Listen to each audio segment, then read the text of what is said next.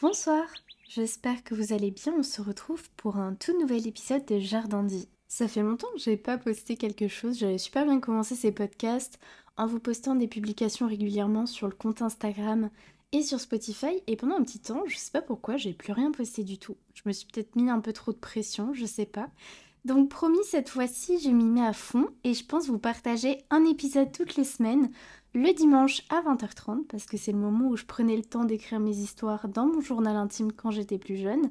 Et en plus, j'ai fait un sondage et vous m'avez pratiquement tous dit poste ton post... Oh, c'est dur à dire. Poste ton podcast le soir. Donc, aussitôt dit, aussitôt fait, on passera un petit moment ensemble avant d'aller dormir le dimanche. Alors, je sais que de base, vous deviez écouter un épisode sur la timidité ce soir, mais j'ai eu quelques problèmes de son, donc il sortira sûrement la semaine prochaine.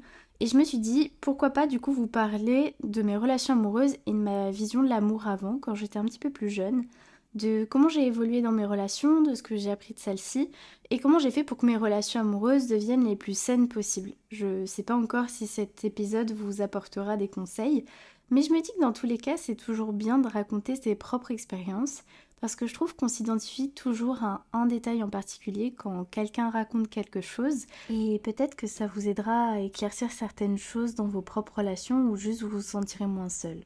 Franchement, ça m'a pris beaucoup de temps pour avoir ma relation actuelle. Je me sens tellement chanceuse d'être amoureuse et d'être aimée réciproquement par un garçon parce que j'ai pas toujours été heureuse en amour, j'ai pas toujours été aimée sainement et j'ai pas toujours aimé sainement non plus. Pendant très longtemps, j'ai pensé que personne ne m'aimerait autant que je peux aimer, et je préfère préciser aussi, avant d'aborder le sujet d'aujourd'hui, que c'est pas grave si vous ne partagez pas la même opinion que moi par rapport à ce que je vais dire dans mes épisodes. Je suis encore jeune, j'ai 23 ans et je suis loin d'avoir tout vécu. On a plein d'expériences différentes, donc forcément on voit pas les choses de la même façon. Et je pense que même moi, quand je grandirai, je partagerai peut-être plus le même avis qu'avec la moi d'aujourd'hui. Donc vraiment, genre, c'est pas grave. D'ailleurs, comme je l'ai dit plus haut, j'ai créé un compte Instagram pour Jardin de Vie. Comme ça, on peut échanger ensemble sur nos différents points de vue, sur des sujets que j'aborde dans mes podcasts. Donc si vous avez un petit retour à me faire après celui-ci, ou que vous avez envie de me confier quelque chose avec bienveillance et politesse, bien sûr, bah vous êtes les bienvenus.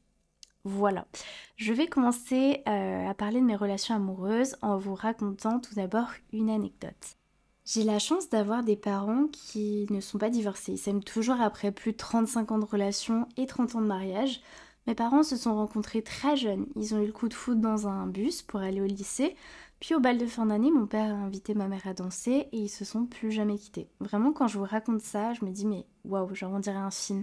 Tout se passe de la façon la plus belle possible. D'ailleurs, quand mon père a invité ma mère à danser, un garçon lui avait demandé de danser avec lui et ma mère a dit qu'elle avait mal aux pieds juste parce qu'elle s'intéressait pas à lui et qu'elle voulait que ce soit mon papa qui l'invite. Si j'ai commencé par vous raconter ça, c'est parce que du coup, depuis toujours, j'ai ce schéma de l'amour parfait, entre guillemets, qui est de rencontrer son copain au lycée, être amoureux, se marier, avoir des enfants et s'aimer pour toute la vie, quoi. Ce schéma-là, c'est un cas rare. Ça se passe pas toujours comme ça, il y a plein de formes d'amour, il n'y a pas de schéma de couple parfait. Chacun a sa façon de construire l'amour et de l'entretenir. Mais quand tu vis avec ce schéma-là, bah forcément, ça influence un peu l'image que tu te fais de ta propre relation amoureuse. Et moi, je crois que je voulais une relation comme celle qu'avaient mes parents tous les deux. Je pense que la première fois que j'ai vraiment été amoureuse, c'était à l'âge de 17 ans. Avant ça, j'avais eu 2 amoureux. Avec le premier, on se ressemblait, mais pas du tout. Genre, on n'avait pas la même façon de penser, on savait jamais quoi se dire. On se voyait après le lycée de temps en temps dans un parc et lui, il fumait des gros joints avec ses potes. Et moi, je faisais juste acte de présence. C'était juste un adolescent que je trouvais beau physiquement. Et on s'était mis ensemble sans trop se poser de questions. Et je pense qu'on s'est séparés aussi sans trop se poser de questions parce que juste, ça matchait pas du tout. Et je me rendais compte qu'avec le temps, ça maturait jamais. Puis le deuxième, ça a été un de mes amis que j'avais au lycée. C'était le seul garçon de notre groupe d'amis et on était très proches l'un de l'autre. Sauf que quand on a décidé de se mettre ensemble, il y a eu une sorte de gêne qui s'est créée. On était timides tous les deux, c'était à peine si on se calculait. Quand on se voyait, il me faisait la bise et après c'était vraiment ciao. Donc ça a duré 2 semaines et j'ai mis fin à la relation parce que je préférais qu'on reste amis, quoi. Ces 2 premières relations, très clairement, c'était un échec pour moi. J'ai pris un petit peu conscience que l'amour, c'était pas aussi simple que ce que je pensais. Et après ces 2 relations, j'ai eu comme une sorte d'énorme tristesse. Pas parce que je venais littéralement de rompre 2 fois dans le même mois, mais parce que je me disais que jamais j'allais trouver quelqu'un qui me correspondait. En fait, je pense que je me suis trop mis la pression. Genre, je me suis tellement dit, ça y est, je suis au lycée, c'est le moment de trouver l'amour de ma vie comme mes parents, que j'ai choisi presque le premier venu sans vraiment prendre le temps. Vous savez, dans le 2e épisode de mon podcast, j'ai évoqué le fait que petite, j'avais l'impression d'être abandonnée par mes parents parce qu'ils travaillaient beaucoup et ils n'avaient pas beaucoup de temps pour moi. Et je crois que ce trauma, entre gros guillemets, ça a beaucoup impacté mes relations. J'avais cette peur de l'abandon constante, j'avais besoin qu'on prenne le temps pour moi, qu'on me donne de l'attention et de l'affection. Et si on ne le prenait pas comme dans mes 2 premières relations, juste ça me frustrait, j'étais pas bien. Je voulais trouver vite quelqu'un pour assumer ce rôle et c'était un peu bête de ma part de penser comme ça. Je me souviens que le premier jour où je venais de rompre avec mon ami de lycée, j'étais dans le bus et j'ai une de mes meilleures amies qui m'appelle et qui me dit ce soir il y a une soirée tournage. Faut savoir qu'elle était dans un club de cinéma au lycée et il faisait régulièrement des courts-métrages donc je venais parce que j'adorais le cinéma. Et elle m'a dit viens on va s'amuser, on va se changer les idées. En plus, c'est un garçon que tu connais de Facebook, il aimerait bien te rencontrer et c'est un acteur d'une série assez connue, ça pourrait être assez drôle que vous vous rencontriez quoi. Donc, je me suis dit, bon, pourquoi pas, ça peut me faire que du bien, je vais rencontrer du monde et faire du cinéma, donc c'est chouette. Et à cette soirée, du coup, j'ai rencontré mon ex, mon premier amour, celui avec qui je suis restée plusieurs années de ma vie. Pour cette relation, préparez-vous bien, c'est un peu catastrophique. Je vais vous détailler un peu l'histoire parce que ça a été l'énorme déclic pour moi de ce que je voulais, de ce que je voulais pas dans une relation amoureuse et dans toutes mes autres relations d'ailleurs. Mais genre vraiment, c'est le truc qui m'a fait évoluer, je pense. Il était du coup plus âgé que moi, je venais d'avoir 17 ans et il en avait 22. Quand je l'ai rencontré à cette soirée, je l'ai pas du tout calculé. Je le trouvais juste bizarre, c'était pas mon style physiquement. Et puis je sortais du coup de mes 2 ruptures amoureuses, donc j'avais pas la tête à ça. Et je voyais que ce garçon, du coup, il me fixait beaucoup. Il parlait très fort pour attirer l'attention. Et d'ailleurs, toute l'attention était portée sur lui parce que c'était un acteur, donc c'était un truc de ouf en fait qui se retrouve là sur un court-métrage étudiant. D'ailleurs, pour ceux qui se demandent ce qu'il faisait là, c'était en fait le meilleur ami de l'ex de ma meilleure amie. Donc ils bossaient ensemble sur des projets de cinéma depuis quelques années. Et là, il était venu du coup sur ce tournage. Et du coup, pour revenir un peu à nos moutons, je sais pas si vraiment je l'ai intéressé parce que j'étais la seule personne justement à pas être intéressée. Mais pendant cette fameuse soirée, il a essayé de se rapprocher un peu de moi, il venait me parler, il essayait de me faire rire. Mais ça marchait pas trop parce que j'étais très réservée, je lui trouvais pas d'intérêt surtout. Et au moment de se coucher, on regarde un film et pendant le film, il arrêtait pas de me parler encore, de me caresser la main. Puis d'un coup, il m'a embrassée sur un coup de tête comme ça, sans me demander mon avis. Moi, du coup, je l'ai trouvé encore plus chelou. J'avais limite peur de lui, de rester dans la même pièce que lui. Donc je disais toujours à mes potes de rester avec moi. Et d'ailleurs, avec du recul, je me dis que c'est un peu chelou quand même d'avoir cette première impression et après de sortir avec lui pendant plusieurs années. Mais bref, j'aurais dû peut-être me douter qu'il y avait quelque chose qui clochait. En tout cas, ce mec, il avait ce talent de bien savoir parler. Il arrêtait pas de me complimenter, de me dire que j'étais jolie, que je l'avais ensorcelé, qu'il avait craqué pour moi. Et je vous l'accorde, ça fait un peu vieille disquette, mais pour une fille de 17 ans en manque d'affection et d'attention, ça m'avait un petit peu troublée. Il était plein de belles paroles, il savait comment attirer l'attention d'une fille. Et du coup, le lendemain, il s'est excusé de m'avoir embrassée sans mon accord et d'avoir été un petit peu collant. Et après, on a continué à parler par message. Et plus on parlait, plus il me faisait rire. Il était attentionné, il me faisait des vocaux pour me souhaiter bonne nuit, m'envoyait des photos de ce qu'il faisait.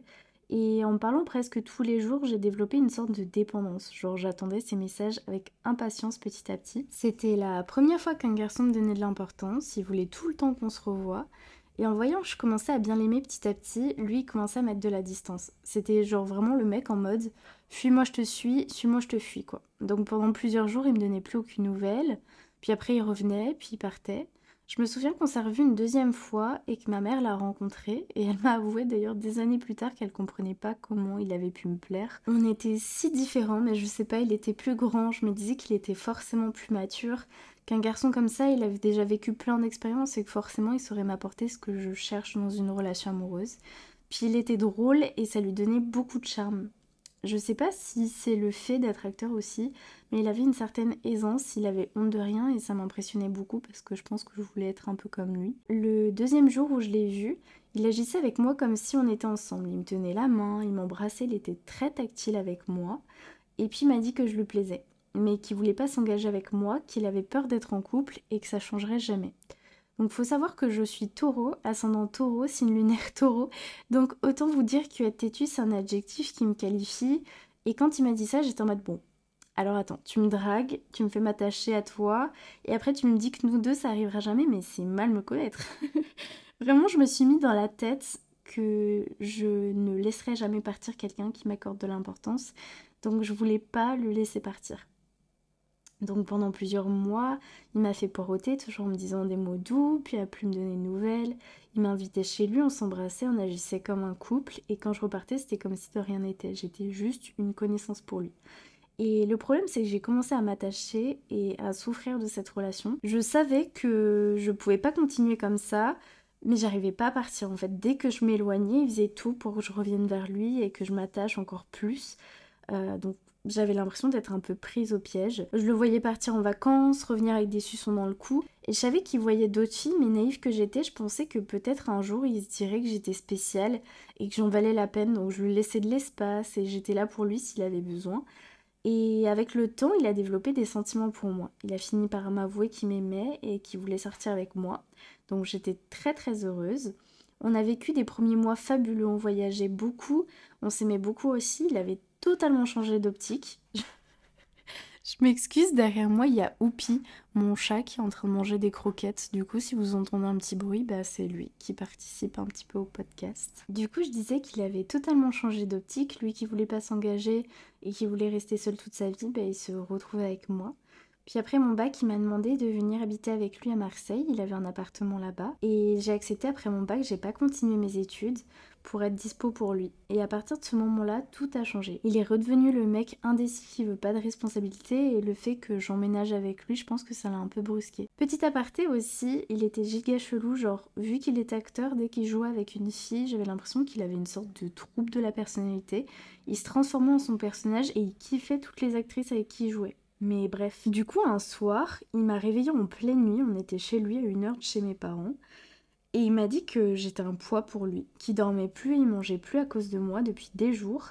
Et moi, je vous avoue que sur le coup, j'ai pas compris ce qui se passait parce que le soir avant qu'il aille se coucher, il allait très bien. Je comprenais pas pourquoi j'étais le problème et pourquoi il avait tout remis en question d'un coup. C'était super brouillon pour moi dans ma tête, genre son comportement. Et il m'a demandé de sortir de chez lui pour pas réveiller ses parents parce que je pleurais vu que j'étais sous le choc. Donc on est sorti, j'étais presque nue en culotte, c'était l'hiver. Il m'a dit que c'était fini entre nous, qu'il voulait plus me revoir. Donc moi je me suis mise à genoux, je l'ai supplié qu'il m'abandonne pas parce que je l'aimais vraiment et c'était la première fois que j'étais amoureuse et que je me confiais autant à quelqu'un, je comprenais pas ce que j'avais fait de mal. Il m'a regardé avec un regard tellement méchant, il m'a poussée et il m'a laissé dehors. Et après il allait se recoucher pendant que je pleurais. Le lendemain, ça allait mieux, il avait dormi et il m'a dit qu'il voulait qu'on se remette ensemble finalement. Je sanglotais encore parce que je lui en voulais de m'avoir fait du mal, mais il m'a dit qu'il voyait pas pourquoi je lui en voulais et il a pris ma tête et il m'a embrassée en me disant c'est bon, on oublie tout ça. Et vous savez, le pire, c'est que je me suis dit bah ouais, en fait, je suis bête, genre on oublie tout ça, c'est pas si grave. Donc je suis retournée avec lui et en fait c'est devenu une routine. Il me quittait tout le temps sur des coups de tête et à chaque fois il regrettait et je revenais parce que moi j'étais amoureuse. Avec le temps il devenait violent dans ses propos, il me disait que j'étais grosse, que je l'attirais plus, il me comparait aux autres filles et c'est dur en vrai quand t'as à peine 18 ans de te recevoir tout ça en pleine tête. Je vous avoue que j'avais déjà pas confiance en moi donc autant vous dire que ça m'a vraiment fait chuter quoi. Un jour, il m'a requitté sur un coup de tête, cette fois-ci pour de bon, même schéma, il mange plus, il dort plus à cause de moi.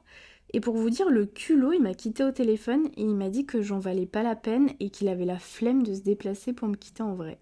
Qu'il m'avait jamais vraiment aimé, que c'était un bon comédien, il avait joué le jeu avec moi et il avait jamais eu de sentiment. Genre il m'aimait mais plus comme un père. Chelou. Que j'étais pas une femme pour lui et que lui il avait besoin d'avoir une vraie femme dans sa vie. J'étais un problème, j'étais un poids pour lui et il fallait que j'aille me faire soigner parce que je rendais malheureux les gens et toute sa famille me disait ça. Et encore une fois, Moi, je me suis dit, bah ouais, en fait, c'est moi le problème. J'ai voulu mettre fin à mes jours pour lui. Je souffrais tellement que mon papa pleurait aussi et se bouchait les oreilles en répétant, mais je t'en supplie, arrête de pleurer, arrête de pleurer. Je vous jure, rien n'est plus douloureux que quand la personne que vous aimez se transforme en une leçon de vie. Genre, la rupture était tellement brutale pour moi. En fait, c'était la première fois que j'étais amoureuse et j'ai l'impression qu'il a tout détruit de moi. Il m'a détruit mentalement, il m'a détruit physiquement aussi parce que j'ai perdu énormément de poids. Et je me souviens que, vous savez, pendant l'appel de la rupture, là, je hurlais de tristesse au téléphone et il s'est moqué de moi en me disant que ma voix ressemblait au cri d'un chien qui hurle à la mort. Pareil, quand j'ai récupéré mes affaires à son appartement, il avait laissé des préservatifs de partout et il m'a dit plus tard que c'était pour célébrer sa liberté. Et si je vous raconte ce genre de détails, c'est juste parce que je trouve ça ouf que l'amour nous rende si aveugles et qu'on laisse passer ce genre de comportement. Genre, moi, je me suis jamais dit, mais meuf, tu te rends pas compte de comment il te traite là. Jamais j'ai remis en question sa façon de faire les choses.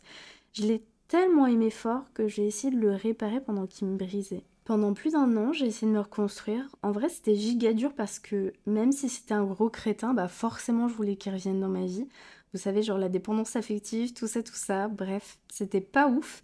Mais mon père m'a beaucoup aidé sur ça. Il m'a raconté une métaphore qu'il avait lue dans un livre et ça m'a fait un giga gros déclic dans le sens où si je prends du recul, fallait pas que ce garçon revienne dans ma vie, mais mon cœur voulait qu'il revienne, donc pour apaiser mon cœur et me détacher un peu de cette obsession de tout faire pour qu'il revienne, bah je suivais à la lettre cette métaphore qui disait que la vie était comparée à un train.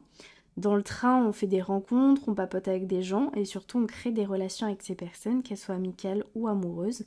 On passe des moments plus ou moins agréables et ça dure plus ou moins longtemps et ça arrive que parfois les personnes descendent de notre wagon pour prendre de nouvelles correspondances et que nous on s'y attende pas parce qu'on aurait aimé que le moment dure plus longtemps. Et il m'a dit que c'était pas parce qu'une personne descendait de notre wagon qu'elle remonterait plus jamais dans le train. Peut-être qu'elle reviendra dans quelques mois, dans quelques années, on ne sait pas, pour échanger de nouveau avec nous sur nos nouvelles expériences de vie, nos nouvelles rencontres, le temps d'un trajet. Qu'en attendant, il fallait profiter des autres personnes du wagon, que ce soit amicalement ou autre, parce qu'on va s'enrichir de leurs expériences, de leur culture, de plein de choses, et que la vie n'était pas fixe. Elle nous réservait vraiment plein de surprises. On a tous des trajets différents à faire pour grandir et évoluer, et si on doit se retrouver plus tard, ça se fera. Vraiment, cette histoire m'a sauvée parce que du coup, j'ai laissé le temps faire les choses. J'ai profité des autres personnes dans mon wagon. Et avec le temps, j'ai arrêté d'attendre que les gens remontent dans mon train. Avant, je vivais que pour ça, j'étais dépendante du choix de l'autre. Et je me suis dit que c'était à moi de prendre le contrôle, de décider qui monte et qui descend de mon train. Et clairement, ce mec, je voulais plus qu'il remonte. Je voulais laisser la place à des gens qui le méritent et bien m'entourer. J'ai arrêté d'avoir peur de l'abandon aussi. J'ai préféré être abandonnée par quelqu'un qui n'en vaut pas la peine plutôt que de rester avec lui pour avoir le strict minimum. Je me suis rendu compte que je valais mieux que ça. Et certes, en amour, l'autre nous apporte beaucoup, mais je voulais m'apporter beaucoup avant tout pour que l'autre n'ait pas ce rôle-là. Je voulais plus dépendre de quelqu'un. Être avec quelqu'un, ça doit être un plus dans sa vie. Alors je me suis aimée avant tout, je me suis apporté du temps, de l'attention, de l'amour. Et autre truc aussi qui m'a guérie, c'est que j'ai décidé de lui écrire un livre. J'ai écrit un livre de 300 pages sur notre relation et comment il m'avait traité. Et ça m'a ouvert les yeux, un truc de fou, ça m'a aidé à prendre du recul. Comme je vous l'ai dit plus tôt dans ce podcast, j'ai appris à travers cette expérience ce que je voulais et ce que je voulais pas dans mes relations. Je l'ai fait imprimer en plusieurs exemplaires et je lui en ai envoyé un pour qu'il puisse le lire et qui puisse prendre conscience de tout ce qu'il m'avait fait subir. Et ça a été vraiment ma thérapie. Après ça, j'ai essayé de redonner mon cœur à un autre garçon qui, pareil, avait peur des responsabilités et voyait plein de filles en même temps. Mais je me suis relevée plus facilement parce que maintenant, j'avais conscience de ce que je voulais et de ce que je valais et que si un garçon disait qu'il savait pas ce qu'il voulait, c'était que forcément, il voulait pas ce qu'il a actuellement. Cette phrase est un peu weird à dire, mais elle a beaucoup de sens pour moi. Genre, c'est une nana de TikTok qui disait ça, et je suis totalement d'accord. Si le mec te dit qu'il doute de ce qu'il a actuellement, c'est que bah, c'est peut-être pas ce qu'il recherche. Une fois qu'on comprend et qu'on accepte ce qu'on mérite, on refait plus les mêmes erreurs et on accepte plus ce qu'on a accepté dans le passé. Si vous estimez que quelque chose n'est pas normal, bah c'est pas normal et il faut pas laisser passer ça. J'ai décidé de rester seule jusqu'à ce que je vive une relation qui me paraisse aussi simple que le fait de respirer. J'ai aussi arrêté de forcer les choses et c'est comme ça que j'ai rencontré mon copain actuel. Ça s'est fait tellement simplement, sans que je m'y attende. Je lui ai proposé de monter dans mon train et maintenant ça fait 3 ans qu'on discute ensemble dans le même wagon et les choses sont saines. Il n'y a pas de relation parfaite, mais on arrive à communiquer sur nos ressentis et on avance tous les deux ensemble. Avec les réseaux, on a tendance à envier les relations qu'on voit passer sur notre fil d'actualité, mais ça sert à rien d'idéaliser les relations des autres parce qu'aucune relation n'est parfaite. Il suffit juste de tout faire pour que ça se passe au mieux et de trouver son équilibre. Et si je peux vous donner un conseil, quand on me demande comment j'entretiens mon couple, bah je vous répondrai juste que je l'entretiens pas. Enfin, dans le sens où tout se fait naturellement, faut pas se poser trop de questions. Et oui, certes, il y a des choses à entretenir comme la confiance ou la communication, mais ça doit pas être forcé et réfléchi, il faut que ça se fasse naturellement. L'amour, c'est naturel. Et pareil, s'il y a un problème, faut pas baisser les bras directement et tout jeter. Si vous pensez que ça en vaut la peine, alors apprenez à recoller les morceaux et à réparer. Voilà, si vous voulez, je vous ferai un prochain podcast pour développer sur ma relation actuelle, faire une espèce de partie 2 où je pourrais vous raconter comment j'ai rencontré mon copain, etc. Parce que là, j'ai l'impression que je vous parle quand même depuis très très longtemps. Mais ouais, morale de l'histoire, juste prenez votre temps pour trouver votre personne. Il faut que dans votre relation, vous vous sentez bien. Et si vous pensez qu'une relation ne vous convient pas, n'ayez pas peur de partir. C'est un peu un récap de ce que j'ai appris toutes mes relations. Je pense que c'est déjà pas mal. En tout cas, maintenant, je suis beaucoup plus heureuse dans ma vie. Certaines choses m'ont fait beaucoup de mal, mais les choses qui souvent brisent ton cœur finissent par réparer un peu ta vision. Et moi, ça m'a beaucoup remise en question. Grâce à ces expériences, j'ai remis en question ma façon d'aimer pour qu'elle soit plus saine sans attendre trop de choses de l'autre. Et j'ai remis en question la façon dont les autres me traitaient. Comment je ne voulais plus qu'on me traite. Faut vraiment apprendre à établir des limites et à préserver notre équilibre émotionnel. C'est nécessaire pour notre épanouissement. C'est une fin d'épisode. Je pense que je vous reparlerai sûrement de plein de choses dans d'autres épisodes parce que j'aime bien faire des podcasts assez courts. Et là, je pense vraiment que j'ai trop parlé. Mais j'espère que c'était chouette à écouter. Je vous souhaite une bonne nuit et à bientôt pour un nouveau jardin de vie.